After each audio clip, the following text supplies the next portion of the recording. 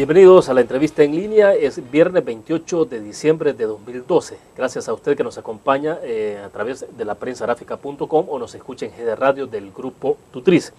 Esta es la última entrevista de 2012 y al cierre pretendemos hacer una reflexión que nos permita aproximarnos un poco a la realidad de nuestro país. Conversaremos con nuestro invitado de la manera que concluye 2012, de candidaturas presidenciales configuradas y las que están por llegar, y de lo que nos espera en 2013 y de los caminos que tiene el país para salir adelante en materia social, incluso política. Para conversar de estos temas nos acompaña en nuestros estudios Roberto Caña. Él es un reconocido analista político en nuestro país y también catedrático universitario. Roberto, bienvenido, un gusto. William, muchísimas gracias por invitarme. Qué bueno que podamos cerrar el año aquí en la entrevista en línea y poder conversar de cómo estuvo el año y cómo viene el 2013. Claro, bueno, obviamente no hay una bola de cristal, pero digamos, en el marco de los análisis siempre lo que ha ocurrido, un poco el comportamiento, la conducta del ser humano, de los salvadoreños, pues hay cosas bastante predecibles, ¿no? Y la idea, Roberto, justamente es hablar de varios temas que ya los explicábamos al inicio de la entrevista, pero en principio, para comenzar, me gustaría que nos definiera el cierre del año en términos políticos, sobre todo lo que tiene que ver con candidaturas presidenciales. Los partidos mayoritarios, Arena, FMLN, tienen candidatos por completar fórmula del partido Arena, y bueno, ¿cómo se perfilan entonces ambos partidos desde esa perspectiva? Bueno, el telón de fondo es una campaña electoral adelantada. Tenemos mucho que recorrer todavía el año 2013 de campaña y todo lo que ha pasado en este 2012. Lo dominante ha sido que todo ha circulado alrededor de las personas. Las candidaturas son los que han dominado todo el espectro político. No se habla de programas electorales, no hay oferta para la campaña y se han limitado a ver cómo se promocionan las personas. Hay en el camino una campaña de expectativas que no termina, la de Elías Antonio Saca, es decir, siempre dice que sí, pero que no, que en enero, que quizás en febrero, y al final de cuentas no hay nada en firme. Y todo eso da lugar a una serie de especulaciones que pueden irse ad infinitum sin tener un asidero en la realidad, porque lo real es que hay dos candidaturas firmes que tienen una expresión muy clara en las encuestas. Todo lo que se ha perfilado ahora en términos de mediciones es lo que ha caracterizado al país, un sistema bipartidista polarizado, donde las dos fuerzas principales tienen la intención de voto más clara, los demás partidos tienen cantidades insignificantes de 1, 2, Gana tiene 2% de voluntad o disposición de voto de los que les preguntan, y entonces uno entiende por qué Saca, por ejemplo, está tratando de disimular la diminutez en términos de intención de votos que tiene Gana, hablando de la idea de un movimiento de unidad.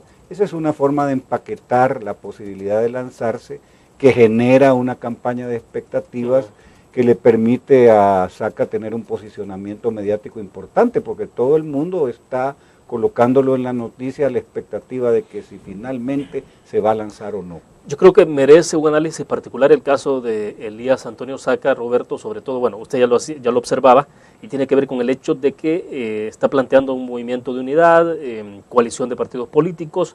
Lo concreto en este momento es que quien ha definido apoyo, bueno, hay una vinculación ahí muy directa, es con el partido Gana. Pero al hacer la sumatoria de Gana más los otros partidos que podrían ser, el PES, CN, ¿qué significa porcentualmente? Digo, si ponemos todas las encuestas un poco en el balance, porque en el promedio más o menos las encuestas indican por dónde está.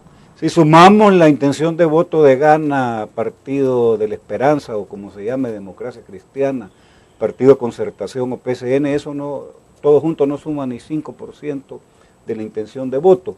Pero hay que tener en cuenta, y esto es lo fundamental cuando uno hace lecturas de encuestas, que hay una gran cantidad de indecisos, los que contestan no sé, el voto es secreto, no sabe, no respondió, no voy a votar incluso, es voto escondido. ¿Quién puede asegurar que 14 meses antes de la elección lo que digan una persona va a ser lo que va a estar pensando en febrero de 2014? Eso nadie lo puede predecir con total certidumbre. Entonces, aquí la apuesta es a jugar, a capturar ese voto indeciso. Ahí va el interés de saca, puesto que él se da cuenta que el voto duro pues es muy claro, y él a lo mejor le apuesta a la posibilidad de venderse mejor con una idea de unidad, pero lo neto, lo concreto, es que en El Salvador, según el Código Electoral, para poder ser candidato a la presidencia, tienen que cumplirse dos condiciones. Una, el candidato debe ser militante de un partido, eso la Constitución lo establece como requisito para ser candidato a la presidencia, y dos, tiene que ser por medio de un partido o coalición de partidos. Movimientos, esa figura de movimientos políticos en el Código Electoral, en la Constitución de El Salvador, no existe. En Argentina existe, en Ecuador existe, en Bolivia existe. Claro, o sea, el expresidente Saca tiene que inscribirse en un partido político, y ser militante. Y ser militante. Ahora bien, Roberto, pero vaya, si se ve en términos de numéricos, y decía usted, bueno, no llegan quizás al 5% junto a estos partidos políticos, pero bueno, aún incluyendo la probabilidad de que se pueda sumar este movimiento, que ya vamos a hablar más adelante, que este movimiento más está vinculado con el presidente Funes. No sé si estamos hablando lo mismo, que ya lo clarificamos. Pero bueno, el tema es que sumando esa coalición de partidos, 5% en promedio, hoy por hoy, ¿cuánto puede sumarle la figura de Elías Antonio Saca? También es un poco impredecible. Impredecible, claro, él tiene a su favor que tiene un sistema de comunicaciones que utiliza con una gran habilidad, ha manejado muy bien la campaña de expectativas, tiene recursos financieros también importantes, y está surgiendo un esfuerzo de acumulación de capital social que alrededor del presidente de la República se está articulando, eso que se le ha dado a llamar movimiento por la defensa de los cambios.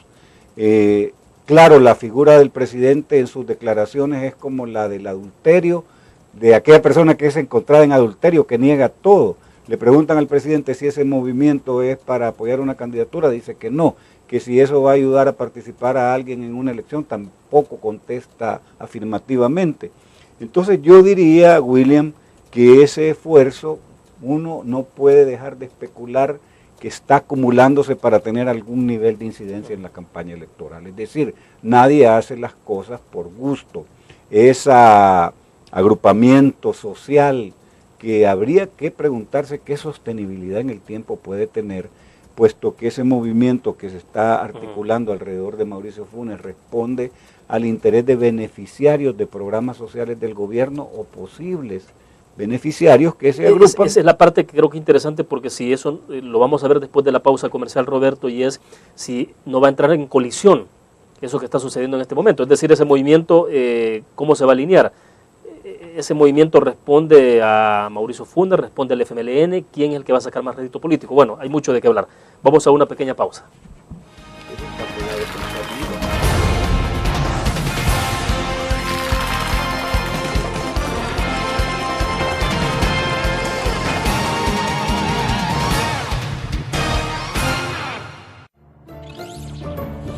Abrimos las puertas. Ahora el Banco HSBC es Davivienda. Davivienda, una multilatina ahora en El Salvador. Bienvenidos a casa.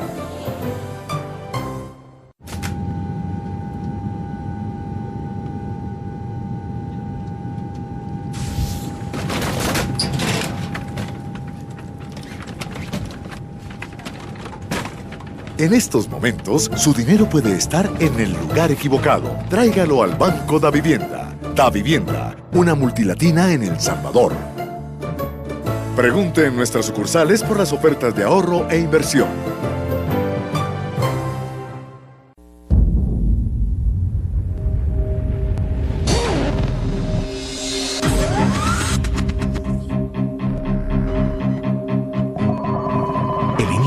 Estrategia financiera desde los negocios y la actividad económica hacia toda Centroamérica. El Economista Regional, una revista especializada donde encuentras el panorama empresarial y los principales movimientos financieros. El Economista, el modelo regional de información económica.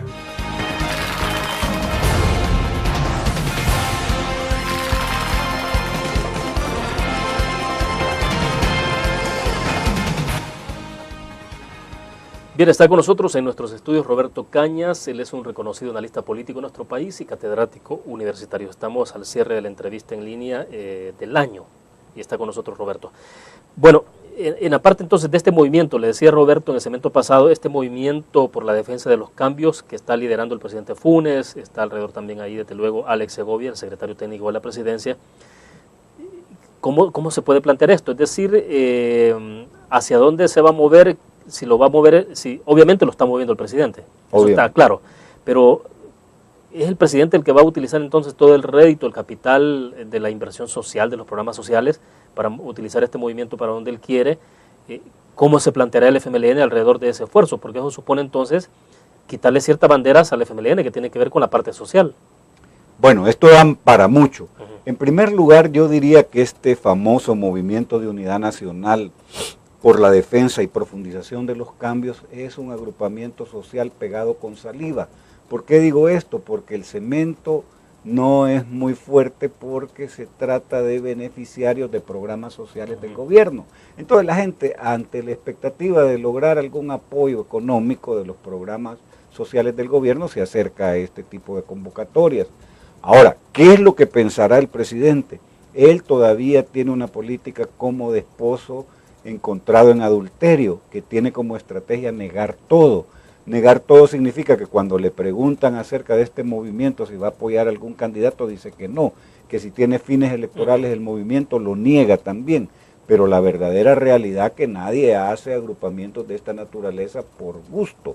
¿Qué posibilidades puede haber? Una alianza con Tony Saca, una posibilidad de candidatura con Alex Segovia, de la cual se comenta en círculos allegados a programas de la cooperación del gobierno, y ahí está ese capital político que se está acumulando con el interés de invertirlo, con el interés de usarlo para apoyar cierta iniciativa que le dé fin al gobierno de Funes, pero que también tenga alguna prolongación de la posibilidad que él tenga de influir en la vida nacional. Por supuesto que ahí está saludando con sombrero ajeno en parte, porque la acumulación que pueda generar los programas sociales del gobierno no son solo de Funes, porque él llegó a la presidencia con la bandera del FMLN. Entonces, y el FMLN sin duda también va a querer aprovechar el buen gobierno de Funes para decir continuemos. Es decir, el programa de gobierno de Funes tuvo éxito en lo social, hay que continuar, y hay que continuar con el que lo llevó al gobierno, que es el partido del FMLN. Por eso, pero entonces es evidente que sí habrá una colisión ahí. Pues hasta ahora es especulación porque Tony Saca no está inscrito, este movimiento vamos a ver hasta qué punto puede consolidarse.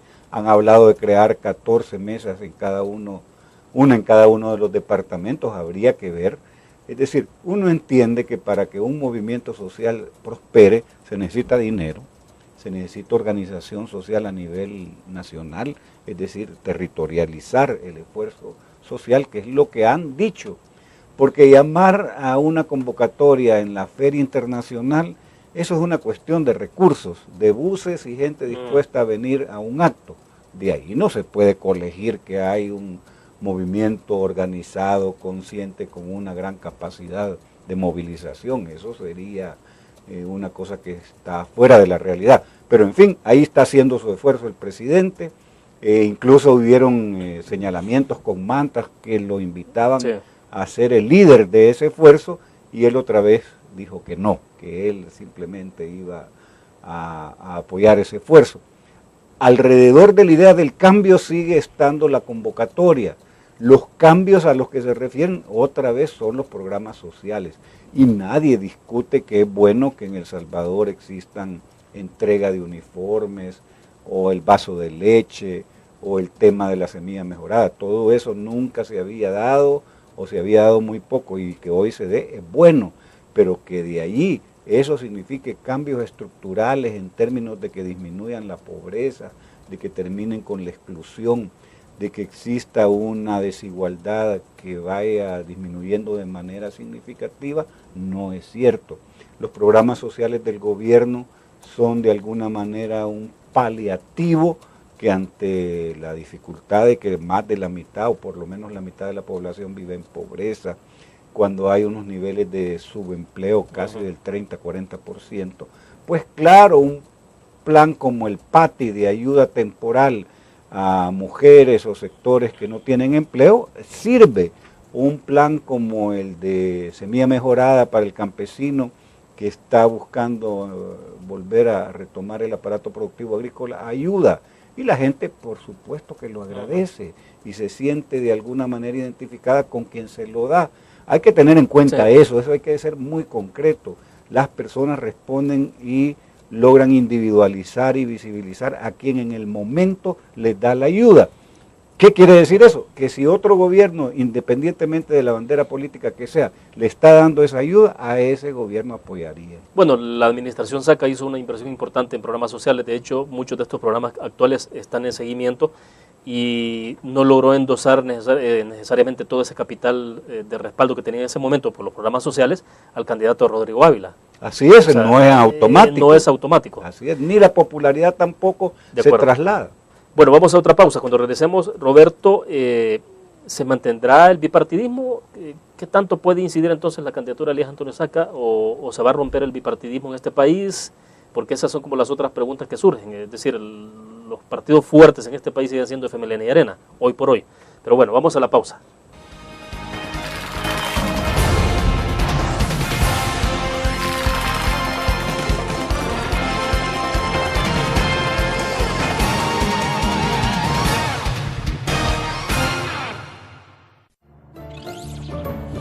Abrimos las puertas.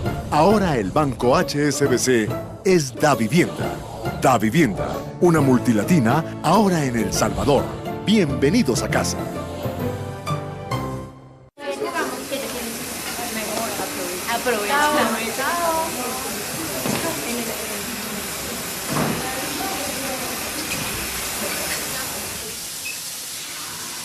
En estos momentos, su dinero puede estar en el lugar equivocado. Tráigalo al Banco Davivienda. Davivienda, una multilatina en El Salvador. Pregunte en nuestras sucursales por las ofertas de ahorro e inversión.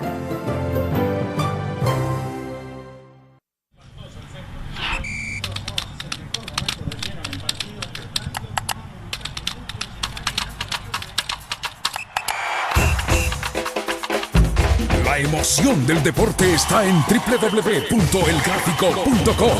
Ingresa al nuevo escenario deportivo y descubrí toda la pasión del deporte. Fotos, videos, fichas y resultados de las mejores ligas del mundo. Elgrafico.com. Conectados por deporte.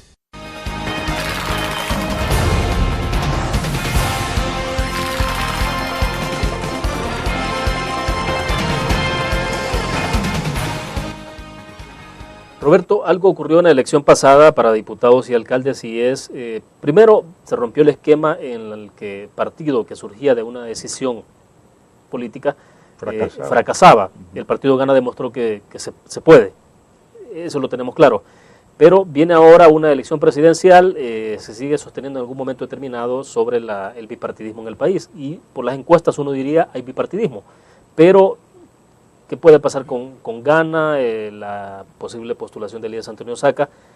Y vuelvo entonces con el tema. ¿El bipartidismo será que tiene todavía aire para rato?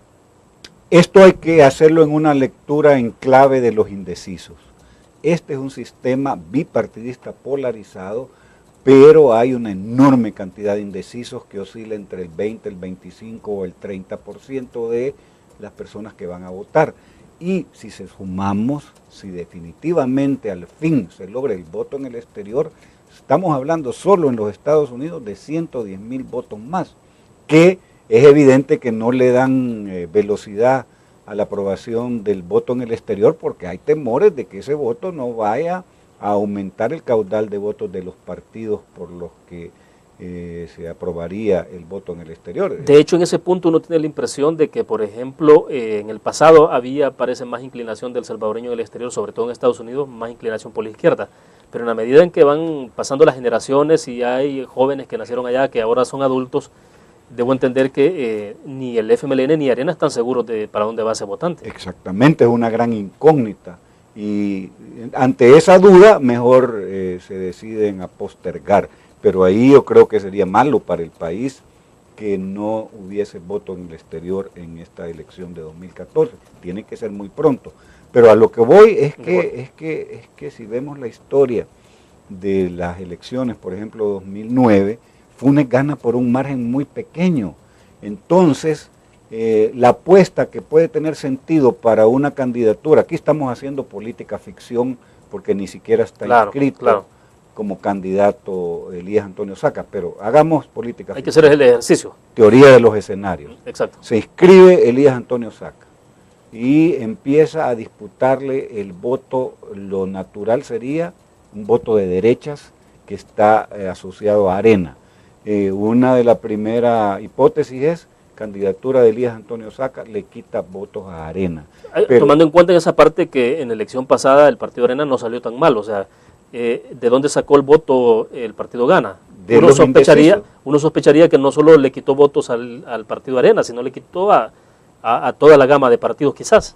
Sí, y además los indecisos. Es que no se puede, el partido más grande de El Salvador es el partido de los indecisos. Esas personas que votan pensando en lo último que pasó la semana antes de la elección o lo que pasó un día antes, o toman la decisión cuando están frente al voto en la urna. Este país tiene un porcentaje de indecisos muy alto. Eso no hay que perderlo de vista porque a veces las personas se quedan con los titulares. El titular es, va arriba el frente por 2 puntos, o va, eso no es exacto, no dimensiona totalmente la realidad electoral del país, pero sigamos haciendo teoría de los escenarios. Primer escenario, Saca le quita votos a Gana. Segundo escenario, le quita a Arena, pero también le puede restar votos al FMLN, no al voto duro, que lo han logrado cohesionar con la candidatura de Ortiz, porque eso fue lo que logró que al interior del FMLN la militancia se cohesionara, digamos. Pero los votos que generó, por ejemplo, Amigos de Mauricio Funes, es lo que esperaría que hoy se llamara Amigos de Elías Antonio Saca, con otro nombre, es decir, Partido Gana con un empaquetamiento de unidad, de movimiento de la unidad. Y aquí hay que tomar en cuenta, William, que el aspecto del llamado a la unidad, el aspecto de cómo plantear la posibilidad de que hay opciones fuera de la partidocracia más tradicional, hace sentido, porque hay mucha gente que ya no se siente representada ni por el FMLN ni por Arena, y entonces una opción de esas podría resultar atractiva, y si además hay capacidad mediática, porque hay un sistema de comunicaciones, hay recursos económicos, y hay ya una estructura a nivel nacional que aporta Gana, y lo que puedan aportar los otros partidos, mini partidos, pues eso puede hacer cosquillas. Yo no digo que no, y la forma en que va a cambiar el panorama es de varias cuestiones. Nunca en la historia política de El Salvador un presidente se había animado a correr nuevamente como candidato. Eso es totalmente legal, porque la Constitución plantea que un presidente de manera alterna puede otra vez correr. Entonces, en lo legal no hay problema. En Hollywood y en política, ninguna segundas partes han sido buenas. Es decir, vamos a ver una segunda parte de Elías Antonio Saca con antecedentes bastante oscuros en términos de corrupción, con un problema que no está resuelto ahí. Justamente se habla mucho de que una de las promesas electorales de Funes fue combatir la corrupción, y planteó de que no le iba a temblar la mano en el combate a la corrupción, y pasados unos días muy rápidamente se disipó esa promesa electoral, y el combate a la corrupción de el gobierno anterior se disipó, se desapareció. Además, esto se conecta con la elección del fiscal, porque el fiscal es el que de oficio o por denuncia tiene que hacer investigaciones, y él, el jefe de fracción de Gana, lo dijo muy claramente en una sesión plenaria de la Asamblea Legislativa, cuando declaró: no hay que tener miedo, porque el fiscal nuevo no va a investigar ni a ex funcionarios ni a ex presidentes. Entonces, todo esto está como un eje transversal, el tema de cómo se utilizan los cargos políticos, sea en la Asamblea, sea en la Fiscalía, sea para las candidaturas presidenciales, para esconder aspectos que no se quiere o no conviene que se investiguen. Perfecto, hacemos otra pausa comercial, volvemos con más.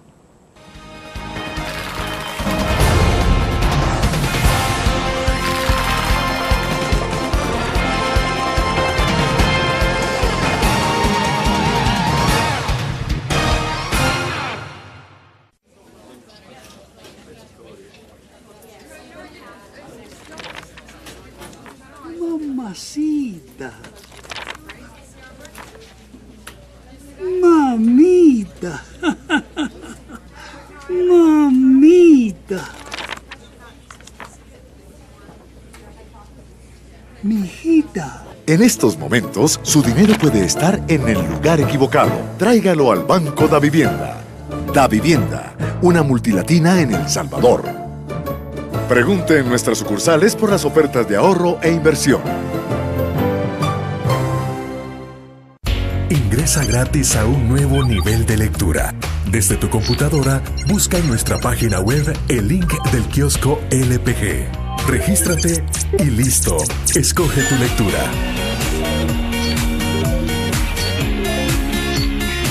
En tu tablet, iPhone o Android, ingresa a App Store o Google Play. Busca kiosco LPG. Descarga la aplicación y disfruta de todas nuestras publicaciones digitales. Grupo Tutriz. Multiplicamos la forma de informarte.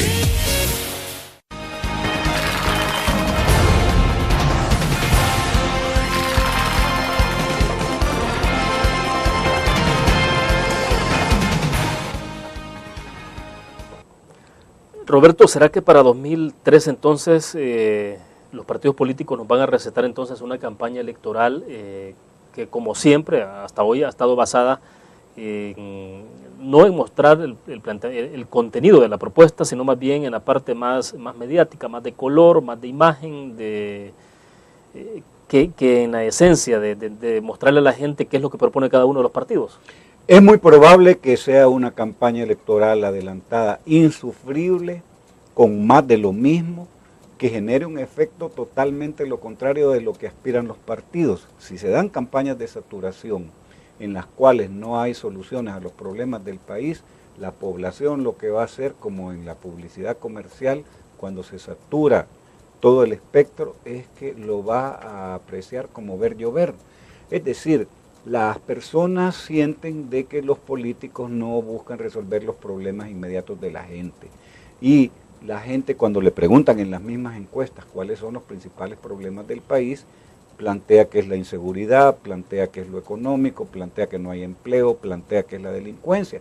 Entonces, lo que podría aspirarse a que haya un cambio quizás milagroso en la manera de hacer política electoral, en la cual podamos aspirar a que en 2013 las campañas electorales giren alrededor de ofertas electorales, de búsqueda de solución a los problemas del país, y ya el sueño máximo sería que en el país hubiese un debate presidencial, es decir, que los candidatos se expongan ante la opinión pública, sin asesores, con pocos papeles, a demostrarle al electorado que son capaces de dirigir el país, que manejan las cifras macroeconómicas de la nación, que tienen idea clara qué hacer con la cuestión ambiental, con la cuestión de salud, con la cuestión de educación, que puedan hablar coherentemente más de 5 minutos acerca de los problemas del país. Hasta ahora repiten lo que el asesor o el comando de campaña les da, y eso ya no alcanza. Es decir, y a eso es lo que se puede dar lugar a terceras fuerzas que se aprovechen del hartazgo de ese tipo de comportamiento político. Y hay otra tercera fuerza de la que hay que hablar, con menos desarrollo, pero si llega a inscribirse, el partido de Dagoberto Gutiérrez puede jugar un rol como de conciencia crítica del FMLN, que sin aspiraciones de triunfo, porque es evidente que no tienen ni el aparato electoral ni los recursos financieros para plantearse como opción de poder, sí podrían ser una opción como de fuerza moral, y podrían también quitarle votos al frente. Ahí sí es muy claro el voto desencantado del frente, ¿a dónde va a ir? ¿Y a ese sector que está liderando Dagoberto Gutiérrez no llega Óscar Ortiz?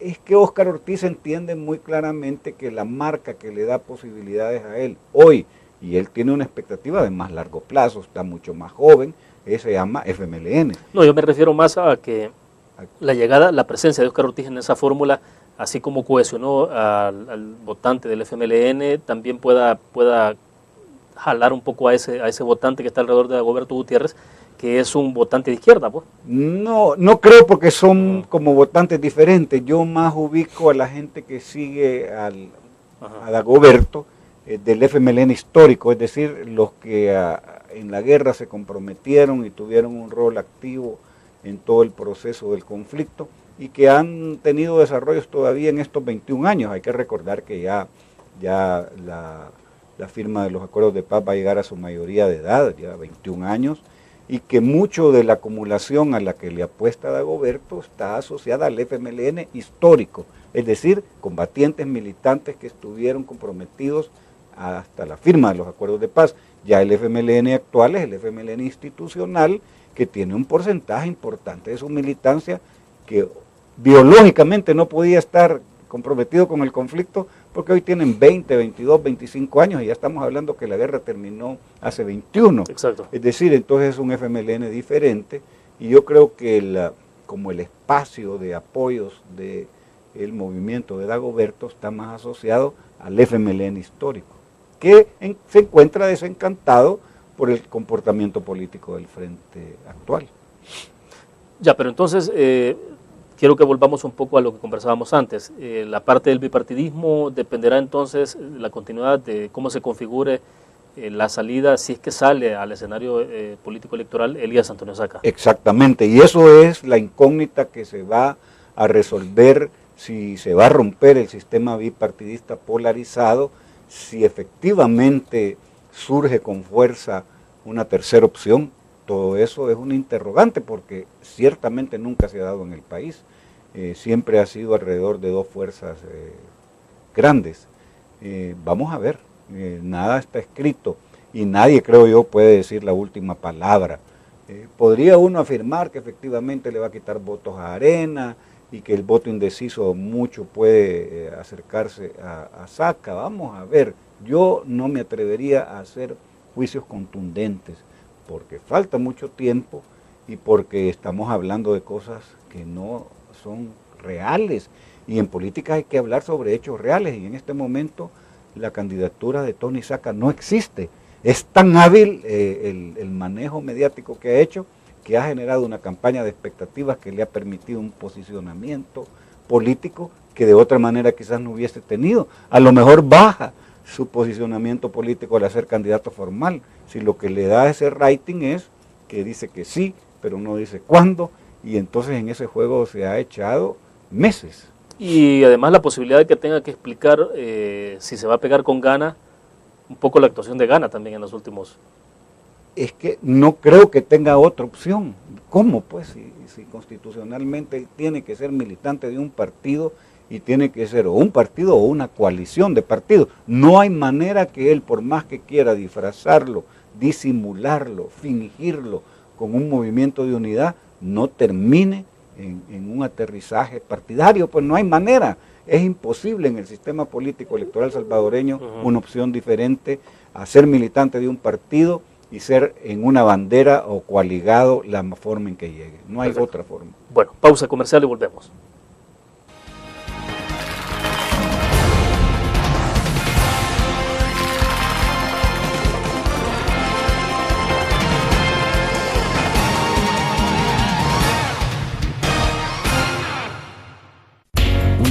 Forma de vivir la información. GDA Live de Grupo Dutriz. Ingresa a App Store o Google Play y descarga gratis la aplicación GDA Live. Ahora busca en nuestros periódicos y revistas los iconos de GDA Live. Enmarca la imagen dentro de tu pantalla para animarla. Toca 2 veces la imagen para vivir la información en pantalla completa. Y recuerda que en el código ALIVE de la portada estaremos actualizando nuestras noticias. Con GDA Live, vive la información. Grupo Dutriz, multiplicamos la forma de informarte. Un graficionado no olvida la historia, y aunque perdió una y otra vez, no perdió el orgullo. El graficionado se levantó entonando su grito de batalla, respirando gritos de gol y celebrando las épicas victorias. Un graficionado cree en la magia de la camiseta y mantiene viva la ola de fe, porque el graficionado sueña con volver a un mundial. El gráfico lo hacemos por deporte.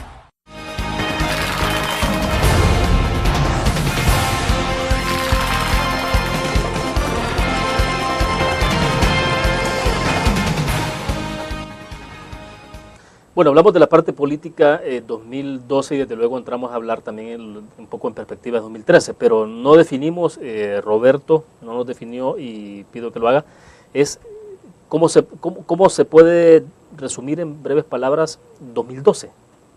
Es difícil, yo sé que es difícil, pero en términos políticos, por ejemplo, y la parte social, pero en términos políticos, ¿cómo se puede plantear 2012?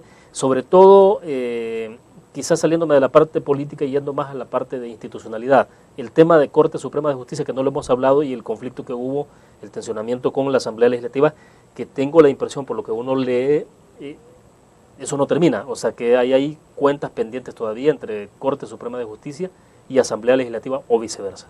Bueno, lo que pasó del conflicto entre poderes que se dio casi inmediatamente después de la elección que hizo la Asamblea Legislativa en la legislatura anterior, tratando de aprovechar una correlación que le era favorable en ese momento para elegir 2 veces magistrados a la Corte Suprema de Justicia, es importante destacarlo porque la lógica de la democracia es que hay una división de poderes y que un poder controla a otro poder. Eso todavía parece ser que lo mastican, pero no se lo logran tragar los diputados. Es decir, sí lo platican en el discurso y dicen, efectivamente hay que garantizar la institucionalidad del país, la división de poderes, pero cuando el poder judicial toca algún interés vinculado a lo partidario electoral o a los controles que se pueden tener eligiendo magistrados de la Corte Fiscal o magistrados de la Corte de Cuentas, ad hoc a los intereses de cada partido, ahí ya no se tragan la idea de la división de poderes. Y es que hay que recordar, porque el problema de El Salvador es que las personas tenemos memoria histórica corta. La Corte Suprema de Justicia, y en particular la Sala de lo Constitucional, fue electa en casa presidencial y todos como se adornaban con la idea de que se había electo la Corte Suprema y su Sala de lo Constitucional de lujo, la mejor de la historia del país, pero cuando esa Sala de lo Constitucional empieza a emitir fallos que van en contra de los intereses de los partidos, entonces arde Troya, y entonces ya no es tan la de lujo como se consideraba la Sala de lo Constitucional. Lo que hay que entender es que el sistema democrático del país todavía no está consolidado, las tareas de la construcción democrática se han limitado a tener elecciones más o menos limpias y libres cada cierto periodo de tiempo, pero la división de poderes, el voto en el exterior, no hay ley de partidos políticos, es decir, que cuando uno hace las cuentas de lo que podría afirmarse de una democracia madura, no damos la talla, es decir, falta demasiadas cosas por hacer, y especialmente lo básico. No es posible aceptar que la democracia sea una democracia madura, aunque hayan pasado 21 años después de la firma de los acuerdos de paz, si no tolera un poder el control del otro poder. Bueno, se vieron cosas este año como mandar a publicar en el diario oficial cosas que interesaba express que se publicaran o impedir que se publicaran otras para que se convirtiera en ley. Entonces, estamos hablando de un manipuleo del uso de las capacidades o poderes que tienen los órganos del Estado para ponerle como cuñas en la marcha del desarrollo de la actividad de otro órgano del Estado. Roberto, ¿y no hay en esto malos ejemplos? Por ejemplo, y me remito a lo que está pasando o acaba de ocurrir en Honduras, con la destitución de varios magistrados de la Corte Suprema de Justicia, en un conflicto que tiene que ver también entre poderes, Corte Suprema de Justicia y Asamblea Nacional. Sí, por supuesto que es una experiencia nefasta para la democracia el hecho de que se tenga que hacer ese tipo de cosas al estilo hondureño, lo del golpe de Estado a Mel Zelaya y ahora lo que recientemente acaba de pasar con la Sala de lo Constitucional y la intervención de la Asamblea Legislativa hondureña.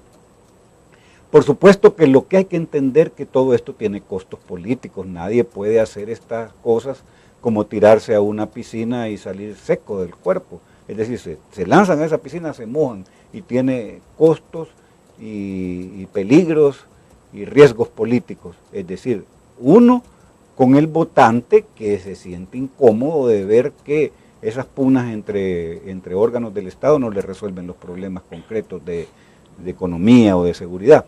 Dos, la comunidad internacional no está ausente de este tipo de comportamientos políticos y pone en riesgo proyectos económicos de cooperación que se ven de manera lenta desarrollados, porque en la comunidad internacional no salen del espanto de la manera en que se quiere tramitar decisiones entre los órganos del Estado. De ahí que lo que domina es que cuando hay en el cuerpo diplomático declaraciones en torno a que se han tardado mucho o que ya basta de pugnas entre los órganos del Estado, entonces sí se agiliza la cuestión. Eso no debería de ser en una democracia, que se tenga que acudir al trámite de que un representante diplomático de un país extranjero haga cierta declaración que sea lo que motorice la posibilidad de un acuerdo en la Asamblea o en la Corte Suprema. Eso verdaderamente no debería de ser. De acuerdo, hacemos otra pausa para ir con nuestros anunciantes. Volvemos con más.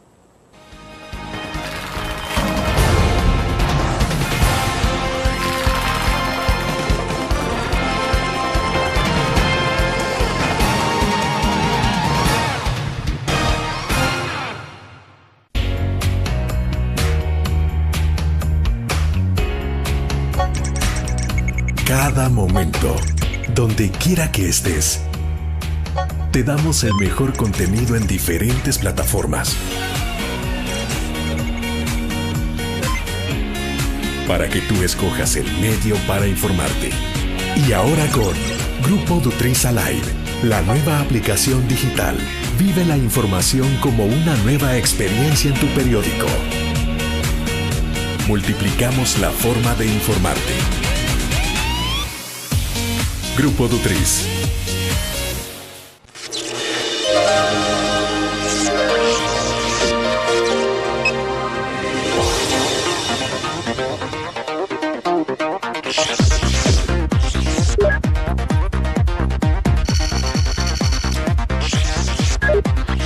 Estimulamos tus sentidos para que leas, veas, escuches e interactúes con la verdad.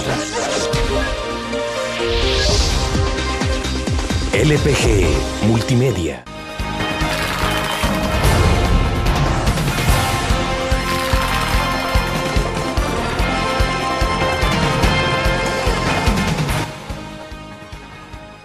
Bueno, el próximo año entonces, en enero ya, el 16 de enero, estaremos cumpliendo 21 años de la firma de los acuerdos de paz. Y usted decía, un poco planteaba el término, un poco de inmadurez de la democracia. Pero uno dice, bueno, 20, 21 años es bastante, o sea, deberíamos haber avanzado más. ¿Por qué tan lento? Bueno, 20 años es una generación. Los cambios fundamentales, por ejemplo, de valores, de actitudes, necesitan una generación.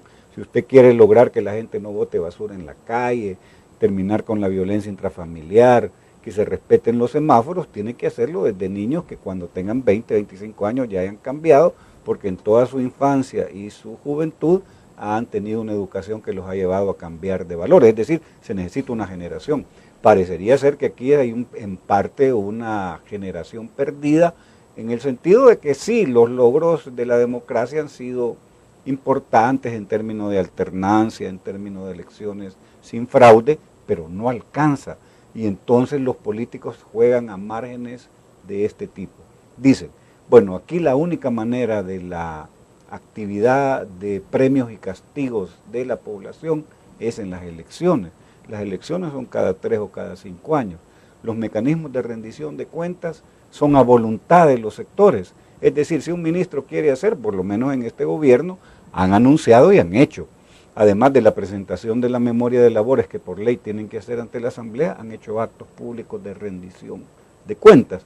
Pero no hay un mecanismo que es central, se llama de referéndum revocatorio de mandato, de fiscalización ciudadana de la gestión de los funcionarios públicos. Todavía no están activados mecanismos de Contraloría Social para que, sobre la base de la transparencia, se pueda saber cuánto dinero tiene presupuestado un ministerio, cómo se gastó, cuáles fueron los viáticos que tuvieron para ir a un viaje. Entonces, en la medida que no estén afinados o no existan los mecanismos de Contraloría Social, los mecanismos de fiscalización de la gestión de los funcionarios públicos, ellos se van a sentir cómodos que los márgenes que tienen son amplios y además en memoria histórica corta, a estas alturas, a finalizar el año, les parece a la gente lejano lo que pasó en la Asamblea, en la Corte Suprema de Justicia.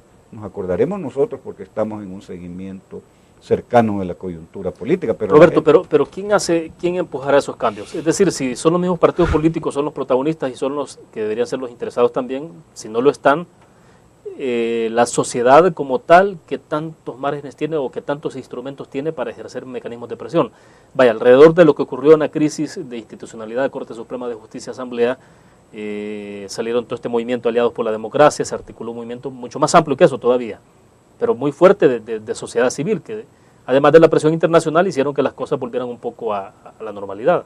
Digamos que eso es la ganancia, el despertar de una cosa bastante germinal, pues bastante con poco desarrollo, pero ahí está la semilla. A ver, ¿de qué estoy hablando yo? Hay ciertamente en el comportamiento de la gente escepticismo, apatía, indiferencia, y eso tiene sentido porque las personas son apáticas, indiferentes o no creen porque el comportamiento político de los partidos y de los candidatos ha defraudado la expectativa popular, prometen y no cumplen. Eso genera escepticismo, eso genera apatía, eso genera indiferencia. Entonces, ¿qué es lo que está pasando? Poco a poco, unos con mayores desarrollos, otros con menos, con mucho esfuerzo juvenil en las redes sociales, que creo que es importante. No podría pensarse que la realidad es igual. Aquel político que esté pensando que Twitter o Facebook no influyen en la vida política del país está fuera de la realidad. Alguien me podrá decir que solo el 10% de las casas tiene computadoras conectadas a internet, pero cada vez son más las personas que usan las redes sociales y ahí hay una batalla que se está dando. Entonces yo diría que 2013 puede hacer la diferencia en el sentido de que lo único que puede cambiar el comportamiento de los partidos es una sociedad civil demandante. Es decir, no hay otra manera porque ellos mismos no se van a autocorregir, ni siquiera hay ley de partidos políticos. Exacto. Vamos a la última pausa comercial, nos quedan unos minutos y ampliamos para hacer una especie de, entonces, de resumen de lo que hemos conversado. Regresamos.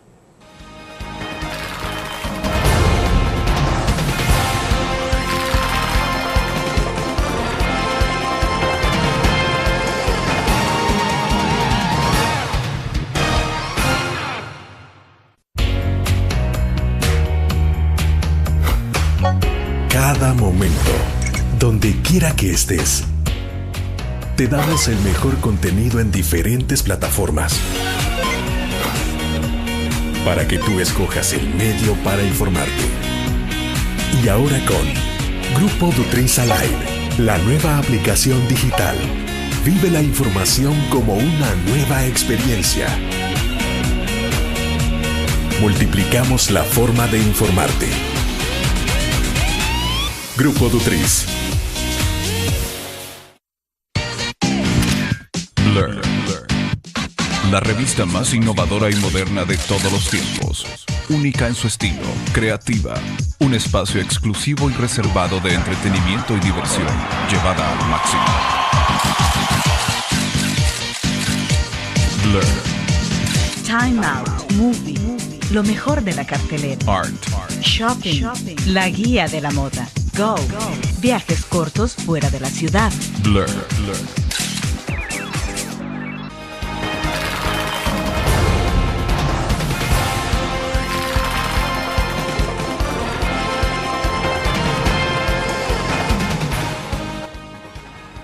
Roberto, entonces nos quedan solo 6-7 minutos, definamos entonces ahora sí, 2012 y cómo se plantea entonces ya 2013 de acuerdo a lo que hemos conversado. En términos políticos lo dominante, 2012, y va a seguir siendo dominante en la vida política nacional, es lo electoral.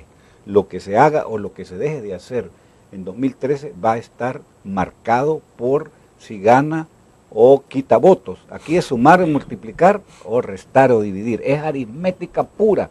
Entonces, un candidato a un partido va a decir, esta acción que voy a hacer me suma votos, me multiplica, o me divide o me resta. Y así vamos a ver cómo los programas sociales, la actividad en la Asamblea Legislativa va a estar marcada por eso. En la Asamblea Legislativa van a llegar, por ejemplo, este año que viene, los proyectos de ley que el gobierno tiene como apuesta central del Ejecutivo para mejorar las inversiones del país. Hay un ramillete de leyes en la cual está la ley del asocio público-privado, las leyes de la firma electrónica, tratar de disminuir el tiempo de la tramitología, pero eso no lo puede hacer el Ejecutivo, tiene que aprobarse en leyes, y entonces va a haber otro protagonismo importante de la Asamblea Legislativa, en la que el voto o no voto de algo va a depender si eso contribuye para la oposición a hacer ver mal al gobierno. Esa es la lógica que explica por qué se tardan o se hacen más rápido las votaciones. Si la oposición cree que no aprobando iniciativas que vengan del Ejecutivo hacen ver mal al gobierno y eso va a tener réditos porque la gente va a votar por ellos y va a dejar de creer en el partido de gobierno, pues entonces lo van a hacer. Por eso digo yo que el elemento dominante de 2013 en términos políticos va a ser el tema electoral. Ahí va a orbitar todo el comportamiento de lo que hagan o dejen de hacer los partidos y obviamente los candidatos. Lo fundamental es tratar, insistir, no quitar el dedo del renglón, que no alcanza, no es suficiente solo campañas de popularidad y que ya es tiempo de que las campañas electorales estén dominadas por ofertas, por programas, por soluciones a los problemas del país. Por ejemplo, ¿qué esperaría ver usted en ese contenido de programa? Bueno, es que no hay que darle mucha vuelta a la vuelta. Si uno ve en las encuestas, la pregunta es cuál es el principal problema del país, no por quién va a votar usted si las elecciones fueran mañana. Para el candidato y para los partidos, eso es lo único que les interesa. Para la ciudadanía y para los partidos también debería de ser. En 2013 la pregunta es, para usted, ¿cuáles son los principales problemas del país? Y ahí la lista es corta. Es seguridad, es el económico, es la delincuencia, es todo caro, es no hay empleo.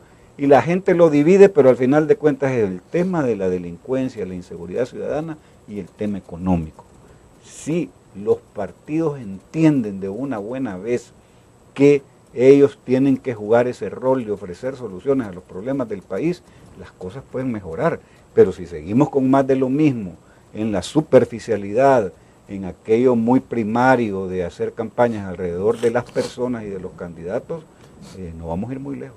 Pero bueno, el tema de participación social, la participación de la sociedad civil, de cómo se expresó, por ejemplo, cuando hablamos de segmento pasado sobre el tema de institucionalidad, puede seguir jugando un rol importante para 2013. Yo estoy convencido que sí, porque el aumento de la conectividad en El Salvador va a ser mayor, es decir, más personas van a tener acceso a Internet. Hoy no es necesario estar en la casa con un equipo estacionario, uno puede tener todo en un teléfono inteligente y cada vez hay más personas que tienen teléfonos donde pueden consultar redes sociales, mandar correos electrónicos, y hay de aquel político que desprecie o no le dé la importancia debida a las redes sociales. Está cometiendo un error grave que puede tener costos de los que va a lamentarse en los resultados electorales. Entonces, la esperanza es 2013 tiene que ser un año en el cual los partidos cambien de modo y puedan tener ofertas electorales y que la sociedad civil sea más demandante y más participativa. Bueno, perfecto, se nos agotó el tiempo. Roberto, gracias por participar con nosotros. Estamos cerrando el año con usted, le hemos dado ese privilegio, así que gracias y feliz año. Igualmente, y un deseo de prosperidad para todos los salvadoreños y salvadoreñas y para este programa que tanto impacto tiene en la vida del país, puesto que tiene una permanencia, una sostenibilidad en el tiempo que ningún otro medio tiene. Perfecto, gracias nuevamente. Terminamos así la entrevista en línea. Agradecemos a ustedes su fiel sintonía durante todo el año. Esperamos que pasen un feliz año nuevo, que sea esto desde luego en familia y de mucha reflexión. Les invito a que nos acompañe el próximo miércoles 2 de enero. Iniciamos la entrevista otra vez y estará con nosotros en nuestros estudios Óscar Ortiz. Él es el candidato a la vicepresidencia por el partido de izquierda FMLN. Nos vemos entonces.